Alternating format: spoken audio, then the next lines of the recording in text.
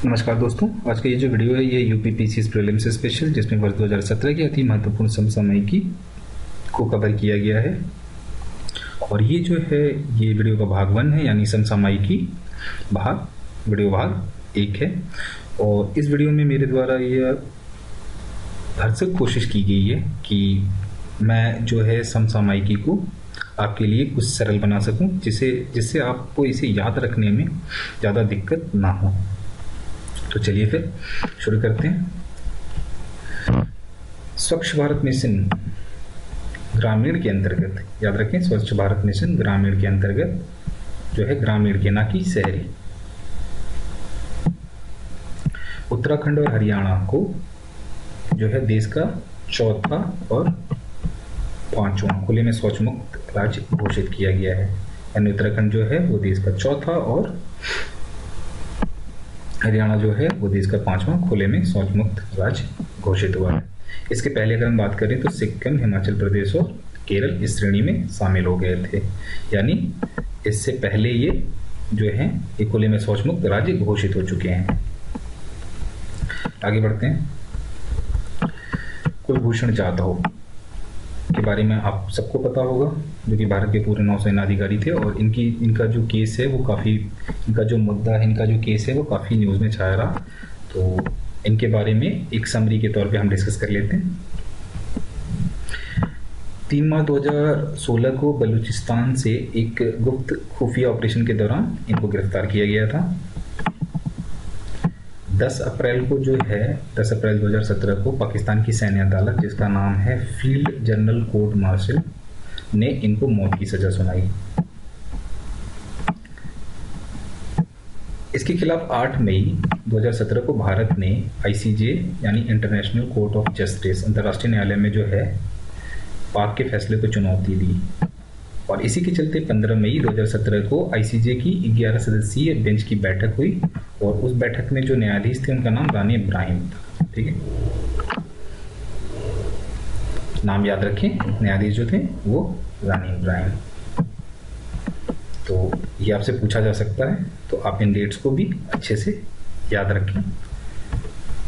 फिर जो है अगर हम बात करें कुलभूषण के वकील का नाम जो है, जो कुलभूषण जाधव उनके वकील का नाम, जो उनकी पैरवी कर रहे हैं, उनका नाम जो है हरीश साल्वे। यहाँ मैंने हाईलाइट कर रखा है हरीश साल्वे, जिन्होंने मात्र 1 रुपये के टोकन फी पर पैरवी करने का फैसला किया। और अगर हम पाकिस्तान की ओर से वकील जो हैं जिन्होंने पैरवी करने का फैसला किया अंतर्राष्ट्रीय न्यायालय में, उनका नाम अगर हम देखें तो उनका नाम है ख्वार कुरैशी। आप दोनों नाम ये याद रखें, काफ़ी इंपॉर्टेंट है, आपसे पूछा जा सकता है। जबकि अगर हम भारतीय न्यायाधीश की बात करें आईसीजे पैनल में, तो उनका नाम है वो दलवीर सिंह भंडारी, जो कि अप्रैल 2012 में आईसीजे के न्यायाधीश बने थे ये। इसके अतिरिक्त जो है वो आईसीजे के चार्टर के अनुच्छेद 59 के अनुसार जो है अदालत का फैसला सभी पक्षों पर बाध्यकारी है। मगर अगर हम पहले की बात करें तो ये हमेशा जो है ऐसा नहीं था, क्योंकि वर्ष 1998 में अमेरिका ने जो है पराग्वे के एक नागरिक को जो है आईसीजे के रोक लगाने के बावजूद भी उसको फांसी दे दी थी। तो ये ऐसा नहीं कहा जा सकता कि अगर फैसला बाध्यकारी है सभी पक्षों पर तो वो इसे माने ही। ठीक है, फिर जो है 18 मई को आईसीजे द्वारा फांसी पर, इस प्रक्रिया के बाद जो है इतनी सारी प्रक्रिया हुई, इसकी प्रक्रिया के बाद 18 मई को आईसीजे द्वारा जो है वो फांसी पर रोक लगा दी गई। तो ये था कुलभूषण जाधव का एक समरी के तौर पे इंट्रोडक्शन नॉलेज, जिससे आपको ये अंदाजा हो जाए कि इस पूरे केस में आखिर हुआ क्या और किस किस डेट को क्या हुआ। तो आप इस वीडियो को बार बार देखें तो आप ये चीज़ याद हो जाएगी। और मैंने यहाँ पे कोशिश की है आपको आसान से आसान तरीके में समझाने की। आगे बढ़ते हैं कि लाल बत्ती पर रोक लग गई, ये भी न्यूज़ काफ़ी पॉपुलर था। 19 अप्रैल 2017 को जो है केंद्र सरकार द्वारा लाल बत्ती पर रोक का फैसला किया गया। और ये प्रभावी कैसे हुआ? 1 मई 2017 से। अगर हम बात करते हैं कि इस फैसले के दायरे में कौन कौन आते हैं, इस फैसले के दायरे में आते हैं राष्ट्रपति, उपराष्ट्रपति, केंद्रीय मंत्री, सुप्रीम कोर्ट के जज, उच्च न्यायालयों के जज, राज्यों के मुख्यमंत्री और मंत्री, सभी सरकारी अफसरों के वाहन। ठीक है, ये जो हैं ये लाल बत्ती का उपयोग नहीं कर सकते। ठीक है, अगर हम बात करें कि कौन इस फैसले के दायरे में नहीं है, तो वो है एम्बुलेंस, फायर ब्रिगेड की गाड़ियाँ, अग्निशमन की जो गाड़ियाँ होती हैं अग्निशमन वाली, पुलिस और सेना के वाहन। दोस्तों, अगर आपको मेरे समझाने का तरीका अच्छा लग रहा है, सही लग रहा है, तो आप कमेंट लाइन पर लिखें, या मैंने जिस तरीके से इसको अरेंज किया है या जिस तरीके से मैंने ये बनाया है, अगर आपको ये तरीका सही लग रहा है तो कमेंट लाइन पर लिखें। अगर आपको सही लग रहा है तो भी ये कमेंट लाइन पर मुझे ज़रूर बताएं, मैं इसमें कोई ना कोई परिवर्तन करने की कोशिश करूँगा। आगे बढ़ते हैं। अगला है प्रवासी भारतीय दिवस 2017। कुछ इसके महत्वपूर्ण बिंदु जानते हैं। 7 से 9 जनवरी 2017 के दौरान कहाँ मनाया गया है? मंगलुरु यानी कर्नाटक में। ठीक है, और ये जो था ये 14वां पूर्ण संस्करण था, जबकि जो 13वां था वो जनवरी 2015 में गांधीनगर यानी गुजरात में मनाया गया था।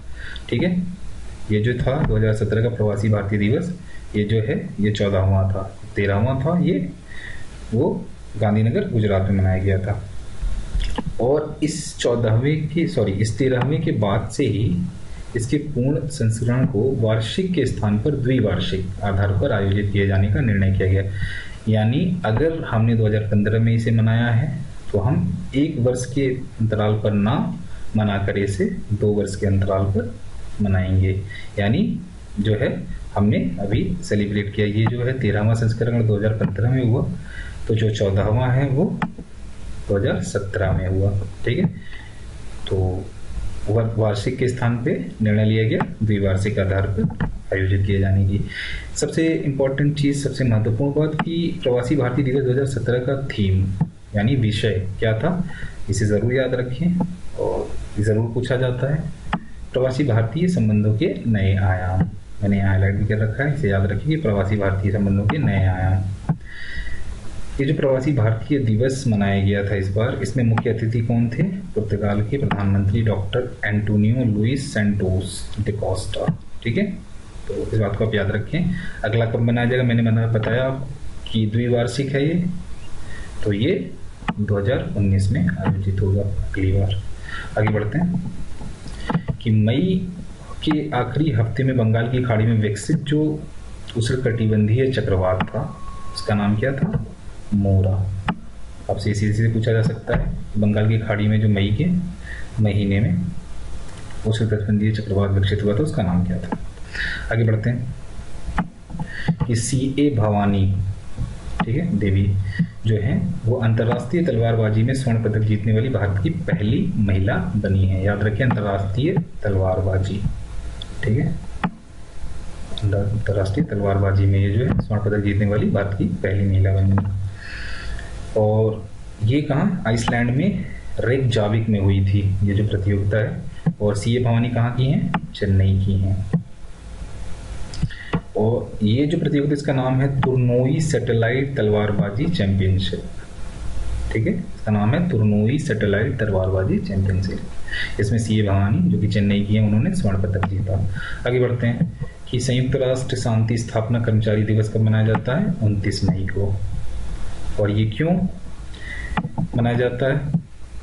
जो संयुक्त राष्ट्र शांति सैनिक थे उनके सम्मान के लिए। ठीक है, जिन्होंने भी ये शांति स्थापना में अपने प्राणों का बलिदान दिया, वो चाहे पुरुष हो महिला हो, उनको श्रद्धांजलि देने के लिए 29 मई को जो है दिवस संयुक्त राष्ट्र शांति स्थापना कर्मचारी दिवस को मनाया जाता है। आगे बढ़ते हैं कि ये जो संयुक्त राष्ट्र शांति सैनिक 2017 अंतर्राष्ट्रीय दिवस था, इसका थीम क्या है? बहुत इंपॉर्टेंट है ये, आप इसे ध्यान रखें। हर बार कहीं ना कहीं इस तरह के प्रश्न आते ही रहते हैं। तो इसका जो विषय था यानी थीम था investing in peace around the world. Investing in peace around the world, मैंने यहाँ पर इसे हाईलाइट भी कर दिया है। आप वीडियो को बार बार देखेंगे तो आपको ये चीज़ें याद हो जाएंगी। मेरे द्वारा ये कोशिश की गई है कि मैं अधिक से अधिक आपके लिए समसामयिकी को सरल बना सकूं। और जिससे आप इसे आसानी से याद रख सकें। आगे बढ़ते हैं कि रेणु सत्ता, इनका नाम देखो आपने हाईलाइट कर रखा है मैंने यहाँ पे, आप देख सकते हैं कि रेणु सत्ता को पेटीएम भुगतान बैंक के CEO के रूप में नियुक्त किया गया। और इससे पहले अगर हम बात करें तो वो जो है मदर डेयरी और जनशक्ति समूह के साथ वो जो है काम कर चुकी हैं।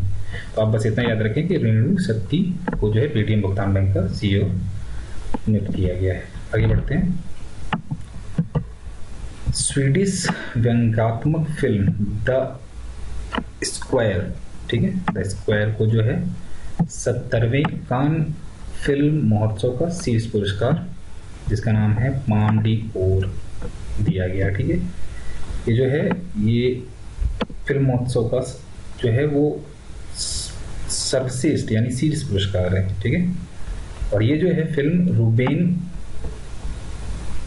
ओस्टलुंड द्वारा, नाम याद रखें, रूबेन ओस्टलुंड द्वारा निर्देशित है ये फिल्म। ठीक है, फिल्म का नाम क्या है? The square. आगे बढ़ते हैं कि भारत देश के शोधकर्ताओं ने जो है वो बायो इंक का इस्तेमाल करते हुए कार्टिलेज के 3D प्रिंटिंग का विकास किया। ये आपसे प्रश्न पूछा जा सकता है कि किस देश के शोधकर्ताओं ने बायो इंक का इस्तेमाल करते हुए कार्टिलेज के 3D प्रिंटिंग का प्रयोग किया, तो इसका जो उत्तर है वो है भारत। तो दोस्तों ये था वीडियो का भाग 1, समसामयिक की वीडियो भाग 1। अगर आपको ये वीडियो पसंद आया, नहीं पसंद आया, तो प्लीज़ इसे कमेंट लाइन पर लिखें और ये भी बताएं कि जिस तरीके से मैंने यहाँ पर समसामयिकी को आपके सामने प्रदर्शित किया, दिखाया, या जिस तरीके से मैंने यहाँ पे इसे अरेंज किया है, ये तरीका सही है या गलत है, इसे भी बताएं। और मैं इसी के अनुरूप आगे वाले वीडियो में जो भी है, जो भी परिवर्तन है वो करूँगा। प्लीज़ आप इस वीडियो को लाइक करें, शेयर करें और मेरे चैनल को सब्सक्राइब करें ताकि मैं आगे और भी ऐसे वीडियो बना सकूं। तब तक के लिए बाय बाय।